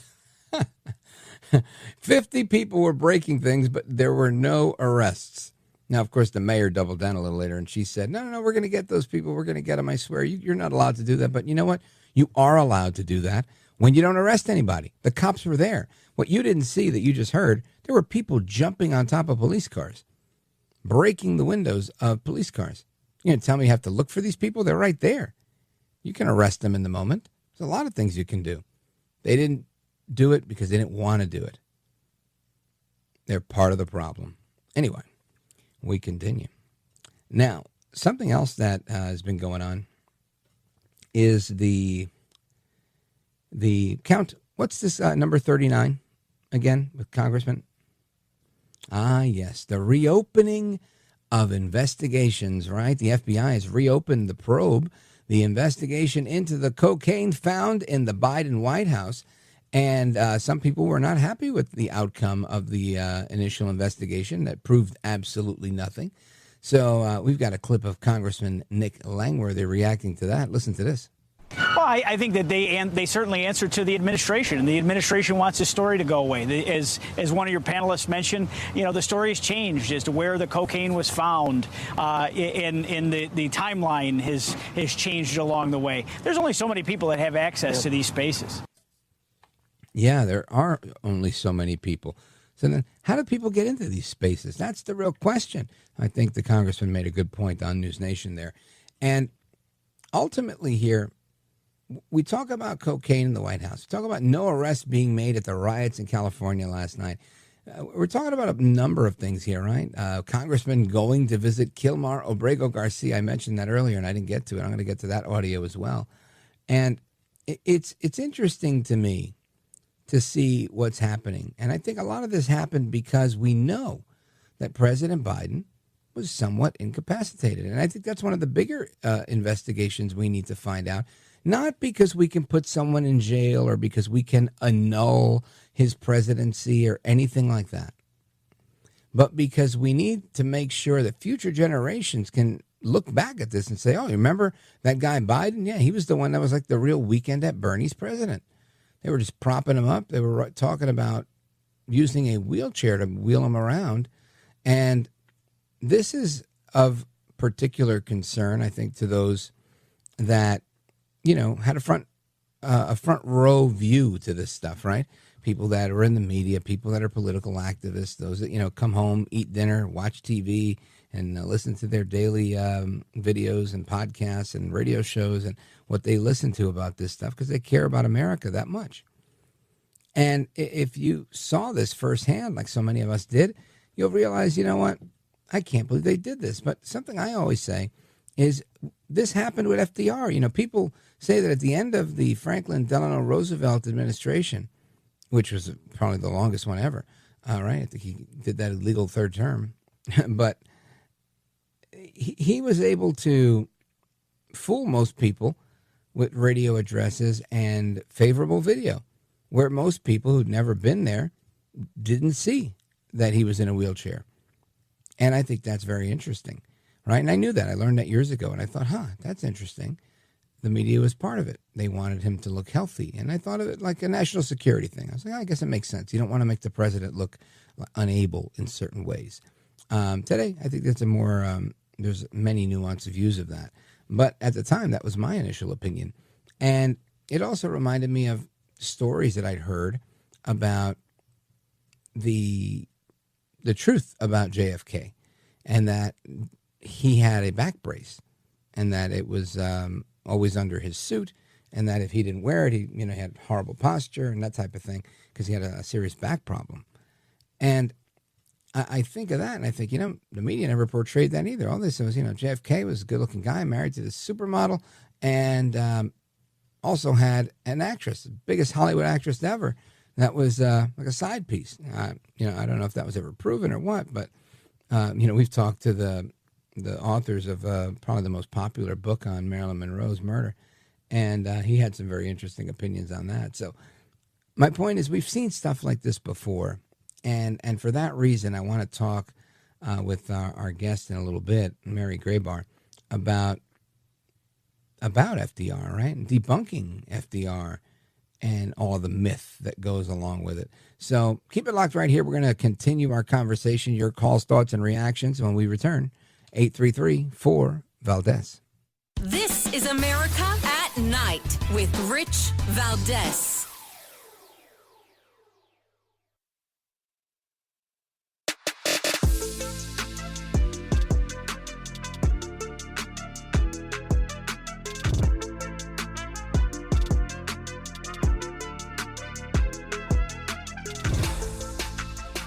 I want to listen to you, Rich, all the time. America at Night with Rich Valdez. So first of all, let me assert my firm belief that the only thing we have to fear is fear itself. Nameless, unreasoning, unjustified terror which paralyzes needed efforts to convert retreat into advance. That is the voice of President FDR, Franklin Delano Roosevelt. The only thing we have to fear is fear itself. Fear of not FDR, because he's long gone. I would say the fear today is of having a president controlled by an autopen, a president who doesn't have the mental capacity to truly be the president. That is pretty scary stuff, and we're going to talk about that more at the bottom of the hour. Right now, I want to talk about FDR and a book about him by Mary Grabar, the book Debunking FDR, The Man and the Myths. Mary Grabar is a fellow at the Alexander Hamilton Institute for the Study of Western Civilization, and she is the founder of the Dissident Education Project. And I want to welcome her to the program. Mary Grabar, welcome. Thank you. It's great to be here. Likewise, thank you. It's good to have a conversation with you. And I guess let's get into your book, Debunking FDR, The Man and the Myths. What's, I guess, the impetus here for you? Why did you write a book about the myths of FDR? Well, I kind of came to the subject in a roundabout way. I was researching someone else, a black conservative who has been memory holed, the George Schuyler, who lived from 1895 to 1977, who had started off as a socialist and then became a conservative thanks to FDR. He lived under a quasi-socialist system and lived through FDR's dictatorial regime and decided that that was not for him and became pretty much a libertarian. So, and that happened to a lot of people, and I don't think we have much to thank FDR for, but we can thank him for inspiring many Americans to become conservative. Yeah, I think you're spot on there. Honestly, I oftentimes say similar. I always say, I don't know, FDR is up there, with Wilson as probably at least some of my least favorite presidents. And people oftentimes push back and say, are you kidding me? FDR is one of the best presidents we've ever had. And I feel like, I'm living in an alternate reality. But same thing when I say I like Trump. So I think that is the reality of life, that there are people with very, very diverse opinions in America. Let's talk about some of these myths, like the myth that he's one of the best presidents ever. Yes, well, that's because about 95% of the people writing the histories of Franklin Roosevelt and biographies are on the left, and so they like the fact that he instituted these programs that President Trump is, having a time getting rid of. I mean, that was the intention when Franklin Roosevelt instituted Social Security, unemployment insurance, banking insurance, and, the legacies of all the New Deal programs. But people on the left like the big government programs, and that is FDR's legacy. Yeah, that's the truth. Amigos, we're on with Mary Grabar. She's the author of Debunking FDR, The Man and the Myths. And I agree with you. This was the introduction of, let's rely on the government, at least in modern times, in modern history. And so many have followed in his footsteps to continue this tradition of bilking the taxpayer and relying on the government. Do you see any similarities from what you've researched on the days of FDR back in the 30s to today? Oh, yes, absolutely. President Biden prided himself or thought he was following in the footsteps of Franklin Roosevelt. I mean, I think he took it a step further because, he had the opportunity. The programs had been put in place by FDR. I mean, these were basically dictatorial actions that he had taken, and President Biden just went ahead, just, declaring that student loans were forgiven. He had absolutely no power to do that, but also, referred to Franklin Roosevelt frequently in his speeches, I think in his last State of the Union address, and, had the giant portrait of him and invoked his, New Deal programs frequently. I don't think he achieved the popularity that FDR achieved, but, he followed or attempted to follow nevertheless. And of course, Barack Obama was, pictured as the successor to FDR, even wearing the same kind of hat in the convertible with the same pose. So Democratic presidents look up to FDR and see him as as a model. Yeah. A model for modern day liberalism and government spending, in my opinion. Amigos, we're on with Mary Grabar. She's got this terrific book, Debunking FDR, The Man and the Myths. And Mary Grabar, give us another one of the myths that you were able to debunk in your book.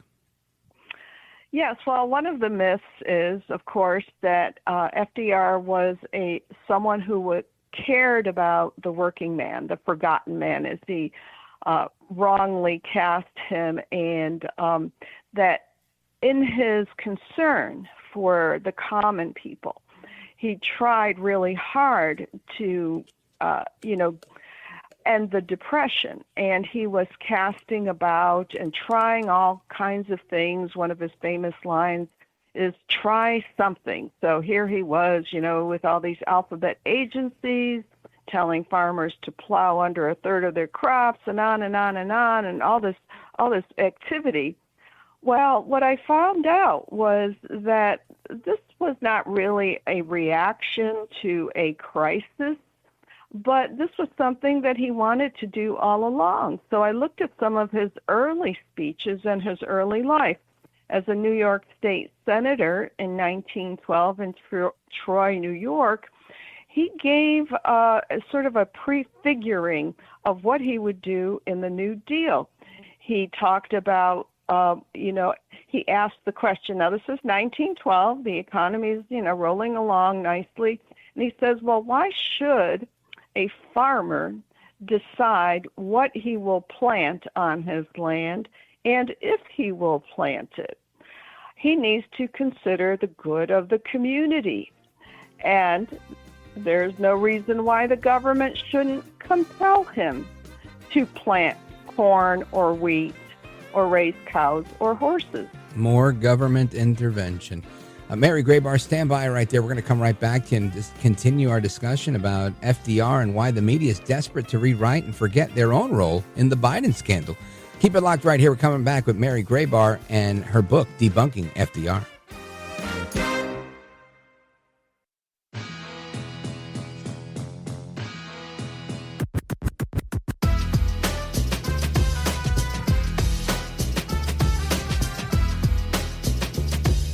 Call now, 833-4-VALDEZ. That's 833-482-5337. 833-4-VALDEZ. That's Valdez with an S. First of all, of course, we wish the best for the former president's health. And, it sounds pretty serious, but hopefully he makes the right recovery. Like I will say, whether the right time to have this conversation is now or at some point in the future, we really do need to be honest about whether the former president was capable of doing the job. And that's no, that you can separate the desire for him to have the right health outcome with the recognition that whether it was doctors or whether there were staffers around the former president, I don't think he was able to do a good job for the American people. And that's not politics. That's not because I disagreed with him on policy. That's because I don't think that he was in good enough health.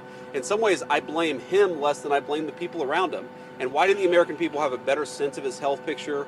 Why didn't the American people have more accurate information about what he was actually dealing with? This is serious stuff. And this is the guy who carries around the nuclear football for the world's largest nuclear arsenal. This is not child's play, and we can pray for good health, but also recognize that if you're not in good enough health to do the job, you shouldn't be doing the job. that is Vice President J.D. Vance. And similar to FDR, Biden, covering things up, FDR covering up his health issues. And we're talking about a book on FDR, Debunking FDR, The Man and the Myths. That's a book by Mary Grabar. She's a resident fellow at the Alexander Hamilton Institute for the Study of Western Civilization and the founder of the Dissident Prof Education Project. You can learn more about that at dissidentprof.com or marygrabar.com. And Mary Grabar, I want to talk about something we alluded to before, how the media is desperate to rewrite and forget their own role in what's going on here in covering up Joe Biden's health scandal. Your thoughts? Yeah, well, I see a parallel to, Franklin Roosevelt. At Yalta, he was basically slack-jawed, I think, in the same way that we saw Joe Biden with that expression. He had no clue about what was going on, where he was, or who he was.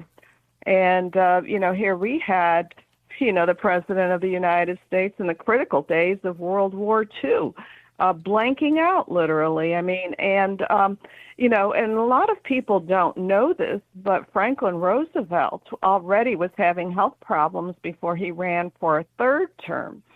And it was quite obvious by the time he was running for a fourth term that his health was rapidly declining. As a matter of fact, before he, in 1944, early in that year, he was having congestive heart failure. And, he had to know that he was weakening, but he put his own ego and desire for power above the, welfare of the American people. And I personally think that Joe Biden was doing the same thing. You have to know, and you have to put the interests of, the country ahead of your own personal vanity. So there are a lot of parallels here.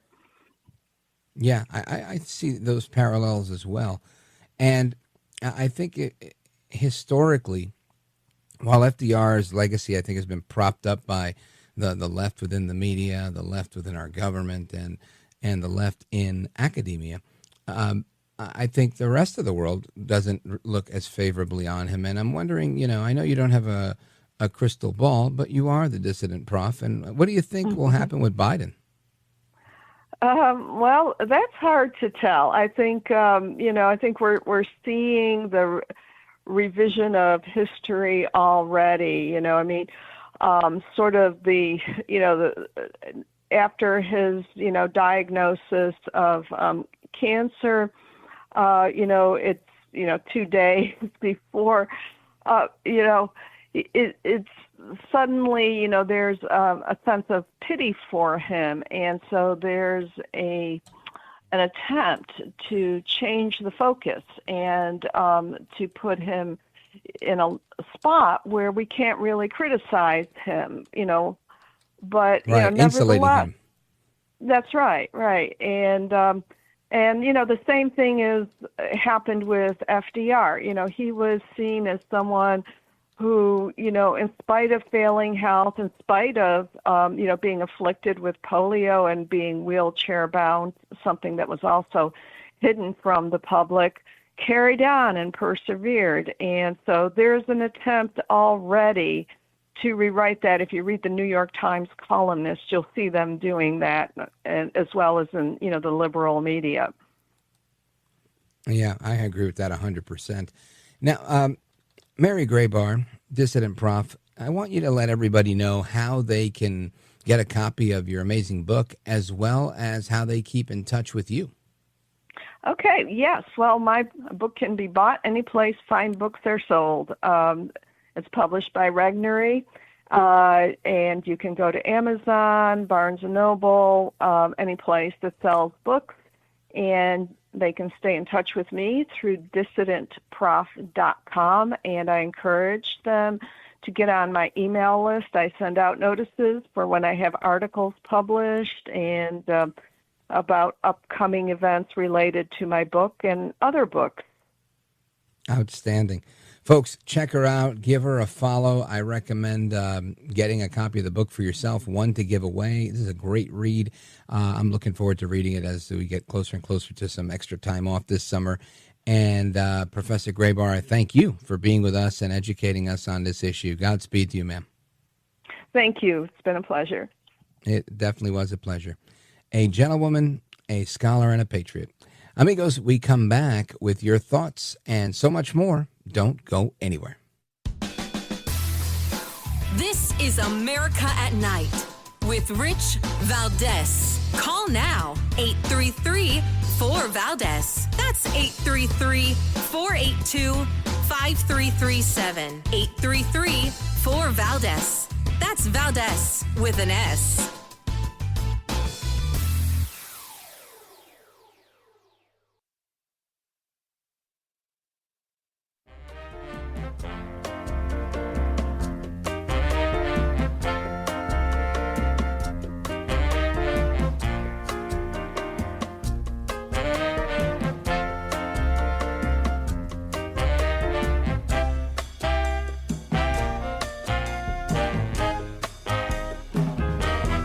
After the guest leaves every night and we're doing open phones, kind of at the heartbeat of America. And you sit there in this radio studio and suddenly you hear voices. Mobile, Dallas, New York, Miami.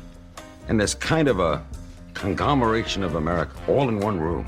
Call now, 833-4-VALDEZ. That's 833-482-5337. 833-4-VALDEZ. That's Valdez with an S. Well, you, of course, have a track record now. People have heard you, and they know that, in fact, you've got the goods. You have the talent, and you have the ability to do a superb job. America at Night with Rich Valdez. All right, amigos, welcome back. Rich Valdez live with you. And again, those voices there, you hear voices. That's Larry King, the late, great Larry King, the late, great Jim Bohannon. And let me tell you, what an honor it is to be here with you guys live and national tonight. 833-482-5337, 833-4-VALDEZ. I want to go to the phones. The amazing, the legendary WOND 1400 in Atlantic City. Lance in Galloway. Go for it, my man. Good to hear from you. Lance, going once. Lance, going twice. All right, I guess we don't have Lance. But we do have a congressman. And if Lance calls back, put him right through. But before we get into Lance, I want to get into this congressman. I've talked about it all night, and I haven't played this audio, so I'm going to play it for you. And yet another congressman has gone to see Kilmar Obrego Garcia. Now, this is the MS-13 deported, the left will say accidentally deported, individual that's now in jail in El Salvador.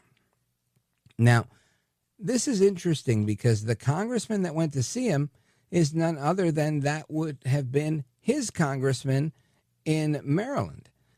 Representative Glenn Ivey, Congressman Glenn Ivey, went to El Salvador to speak with Mr. Obrego Garcia, and they didn't let him in. Listen to this. I'm the congressman that represents Kilmar. I came all the way down from the United States after we'd contacted their ambassador, after we'd made formal requests to our ambassador to the El Salvadoran government. And we came here to visit him today. And now they're telling us we got to go all the way back to El Salvador, to San Salvador to get a permit. That's ridiculous. We ought to have a chance to come in and visit. They knew we were coming. They knew why we were coming. And they know we have the right to do this. So they need to just cut the crap. Let us get in there and have a chance to see him and talk with him. We got his lawyer here. We got somebody from the unions here to talk with him. Let us in. Stop playing games. Let us have a chance to talk with him. Oh, boy. We've got somebody from the union. Now, this is fascinating, right? You have a cavalcade, I'm going to use this word, cavalcade of Congress people that have gone to El Salvador to visit someone that was deported for gang involvement. And again, the particular gang is now a foreign terrorist organization. And these people are desperate to see, what are they talking about with this man? Really, how many congressmen do you need to screw in this light bulb? How many of them do you need, especially the last one now being the one from his district? Is this not fishy to anybody else but me? What on earth is going on here? And what union is there a union for MS-13 people in the United States? We got his lawyer here. We've got the union guy. I want to know what there's a union delegate. Is this the shop steward? I got to tell you, this whole thing is crazy to me. The fact that I'm glad that the El Salvadorian said, look, yeah, basta, enough is enough. We've allowed plenty of you. Van Hollen was here. If you already had a United States senator, what do you need all of these members of Congress from another country going to visit this guy who's not a citizen of the United States? I mean, really, there are so many people that are citizens of the United States that need all sorts of support, and they're not getting it, right, from their Democrat Congress people. I'm pretty sure we could get a lot of people here to say, yeah, I needed this from my congressman. I didn't get any type of support. This guy, Abrego Garcia, is in jail across, halfway across the world. And voila, he's like the best lobbyist in America right now. This guy can get congressmen to do anything. Unbelievable. Anyway, I want to get your thoughts on that and everything else we're talking about. We're talking about FDR, a little bit of history. We've talked about the vaccine that has been now removed from required inoculations. I mean, just so many things that are happening and so many great conversations. We talked about cryptocurrency tonight, the cryptocurrency. Maybe we'll do that in the next segment, just a little refresher on that. But I want to go to the phones. And our buddy Lance made his way back through. The deep state can't hold a good man down. Lance in Galloway, New Jersey on WOND 1400 Atlantic City. Go for it, brother. Hey, a gracious good evening, Rich, and to your listeners. I was trying to say, maybe that guy should have dressed up like Ron Burgundy and try to get in that way. That's so funny, right? Yeah. These guys are so pathetic. And, of course, they're using money that they get paid for to do things they're supposed to do for their own constituents. But I doubt if this guy has ever gone to the district he's ever been into. But my question to your screen caller was in regards to the way the Democrats just dropped $20 million to figure out how to talk to white young males or something like that. I don't think I heard about this. Tell me more. They're hunting for the next podcaster for the Democratic Party. And my question is, as your previous guest was talking, a great author in regards to debunking FDR, Benjamin Franklin, if it wasn't for him, we never would have had the first literary author under his pseudonym of Poor Richard's Almanac. That would have been the first little podcast, because whoever read that really got the feel of what he was talking about and could relate to it. And that is a lost art, and that's where journalism really comes through, because it's really simple. You get a complete sentence is a group of words that express a complete idea, and a group of sentences completes a paragraph, and you build from that. How can the Democrats actually build on anything when they don't have a spine? They're constantly lying, and they're hypocrites, but they want to be honest hypocrites now. So take it from there, Rich. I'm just baffled by it all, and I feel sorry for the people that voted. The 14 million people that voted for Joe Biden. Yeah. Those people really, truly were the disenfranchised this year. But that just goes to show you that the Democrats will do anything to stay in power. And and Jim Bohannon used to play it once in a while, that famous underground tape where Lyndon Baines Johnson used the N-word in regards to giving certain people the right to vote. And that, God forbid that ever got out. I'd like to hear some of the congressmen there from the National Black Caucus, what they would have to say to that. And God so bless, many good points. Thank you, Lance. God bless you too. Listen to this. Well, first of all, your comment I think is fantastic, right? The comment about the 14 whoever voted for Joe Biden being disenfranchised. I think you're right. They voted for a bill of goods they didn't get. Right, the guy wasn't able to do his job, and that goes without saying. The other thing you said, which I thought was really interesting, the historical analysis on Poor Richard's Almanac being like the first podcast, that first person kind of view. very interesting, and I love it's a clever thought. And I would only say that this was, kind of paving the way for the pamphleteers, which were probably the original podcasters, right? These pamphleteers, including Thomas Paine, Common Sense, and all of these things that really just informed opinion, right? Not the least of which was the more intense writers, right? Those from the Reformation and those informed by those from the Reformation. So really just a lot of brilliant men writing about their truth. And so much of that is still so relevant today, from foreigners like Alexis de Tocqueville to others, like Marx, who's still very at it. And I don't appreciate Marx, but you've got to appreciate the impact he's made, whether you like it or not, right? Das Kapital, Communist Manifesto. I mean, people are living this stuff day in and day out. So you raise a really good point, Lance. Thank you for that. And a big shout out to everybody in WOND country. Lance is in Galloway, which is, of course, right next to Atlantic City, New Jersey. And that's our big station there in Atlantic City. So shout out to everybody there. And we continue with the rest of your calls and more when we return. Don't go anywhere. This is America at Night with Rich Valdez.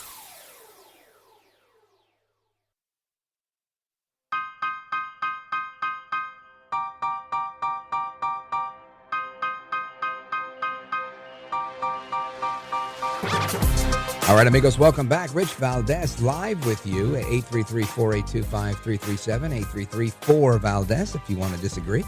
And a person of interest is now in custody after a Connecticut mall shooting leaves 5 people injured. This person of interest has been arrested, and police responded to the reports of shots fired at the Brass Mill Center Mall in Waterbury just before 5 p.m. tonight. And the Westbury police said in a social media post that officers at the scene found 5 victims with non-life-threatening gunshot wounds, thank God. All of them were taken to local hospitals. Don't know what's going on yet with this, but the preliminary investigation indicates that the shooting was not a random act of violence. It appears to have stemmed from a dispute that escalated into gunfire. And, which reminds me, I was watching this show on, one of the streaming things, and it was in Florida. And the guys, the cops respond to this thing, and they're like, all right, looks like we have a DOA. The guy that attempted to rob a guy in a car was met by the owner of the car in the car and pulled out his firearm and shot the guy. And so the robber gets shot, and they arrested the guy doing the shooting on murder charges. Imagine getting robbed. You shoot somebody, and then they arrest you for murder when you were just hanging out, right? This guy came to you to rob you. Absolute insanity. Anyway, it was an older episode, so I don't have like a story on it. But anyway, just to the phone screen, I see Jerome in Charleston, South Carolina. I'm sorry, I can't put you on because we're out of time. But Jerome, with his dissenting call of the day, says, when is the war in Ukraine going to end? It's been a lot longer than 24 hours. Jerome, we'll talk about that mañana. Amigos, thank you for tuning in tonight. Great to be back with you. And hasta la próxima. Until the next time, America, take care, good night, and God bless you. I'm Rich Valdez.